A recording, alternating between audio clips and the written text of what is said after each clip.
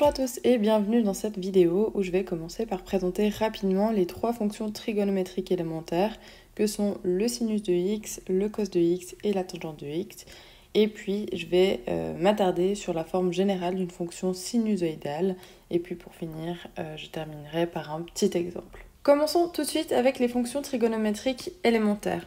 Donc dans les fonctions trigonométriques élémentaires, on va simplement regarder comment se comportent le sinus, le cos et la tangente de x au fur et à mesure que l'on augmente l'angle x. Par exemple, on avait vu dans une autre vidéo que je vous mets en description, qu'on sait que pour le sinus de x, le sinus il vaut 0 quand l'angle vaut 0, qu'il vaut 1 quand l'angle est de 90 degrés, de nouveau 0 quand l'angle est de 180 degrés, et puis moins 1 quand l'angle est de 270 degrés, etc., etc. Et maintenant, graphiquement, à quoi est-ce que cette fonction sinus de x, elle ressemble ? Elle ressemble à cette courbe comme vous voyez là, avec sur l'axe des x l'angle en degrés, et puis sur l'axe des y, donc la fonction sinus de x. Donc comme on a dit avant, on voit que quand l'angle est de 0 degré, la fonction elle vaut 0. Quand l'angle est de 90 degrés, la fonction vaut 1, etc., etc. Donc on a comme ça en fait une courbe qui est cyclique et qui, tous les 360 degrés, donc ça fait tout ça, ça retombe au point de départ. Du reste, quand on travaille avec des fonctions trigonométriques, la mesure de l'angle, ça va être plutôt le radian et non le degré. Donc on devrait plutôt avoir une fonction sinusoïdale qu'on représente plutôt comme ceci.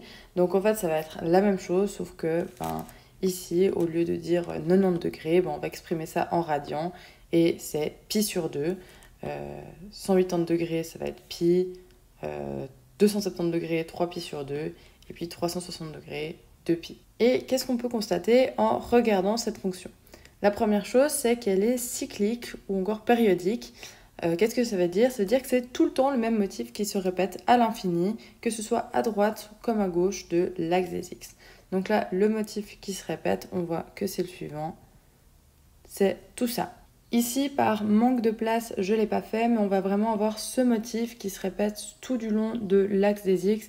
Donc on va avoir une fonction qui est comme ça, sur tout l'axe des x.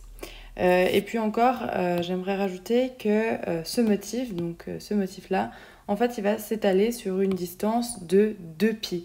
Donc je vais pouvoir dire que ma période, elle est de 2pi. Je vous montre. Si par exemple je prends ce point de référence là, mon motif, on est d'accord qu'il va jusque là et la distance qui est là est de 2pi.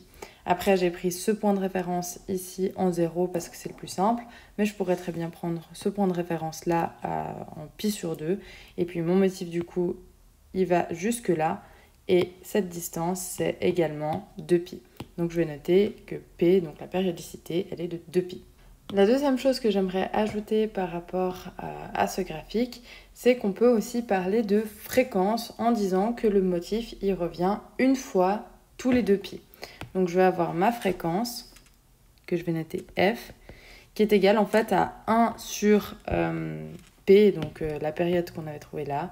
Donc ici, notre fréquence, elle vaut 1 sur 2pi. Ce qu'il faut savoir, c'est que cette notion de fréquence, elle est très importante, notamment en physique. Par exemple, on peut penser à la fréquence sonore, c'est-à-dire au nombre d'oscillations en une seconde. Et puis pour finir, dernière remarque, on voit en fait que par rapport à ce graphique, les images de la fonction, ça varie de -1 à 1.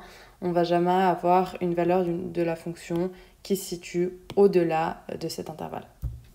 Ah, et puis encore, petite remarque, là on a parlé d'images donc qui varient de -1 à 1, mais on pourrait aussi parler d'amplitude de la fonction.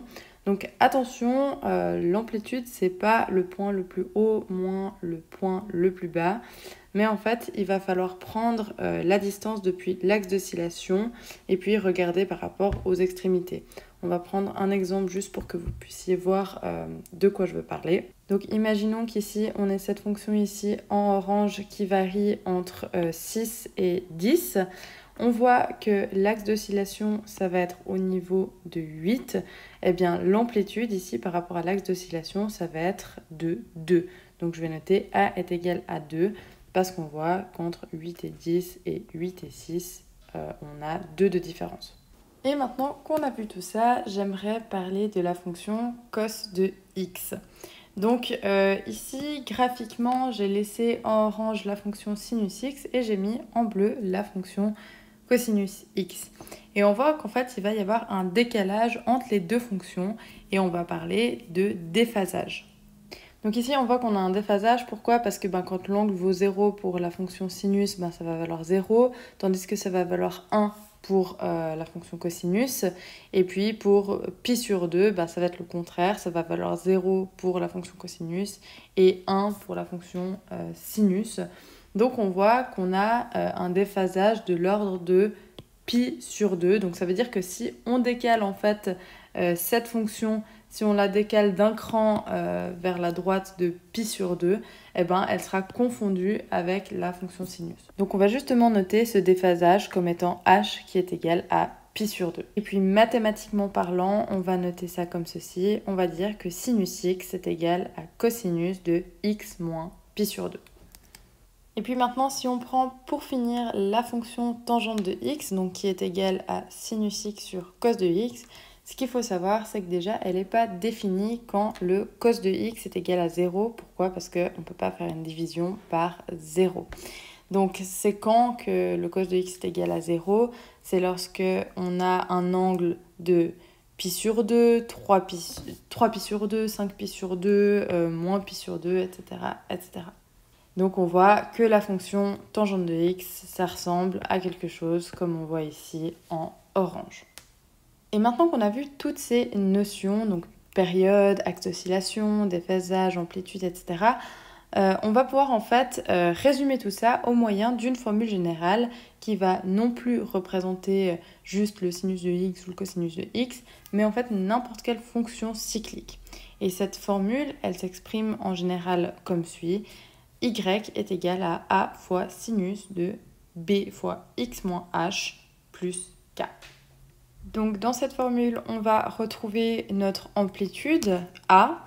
On va avoir le B qui va jouer le rôle d'étirement horizontal.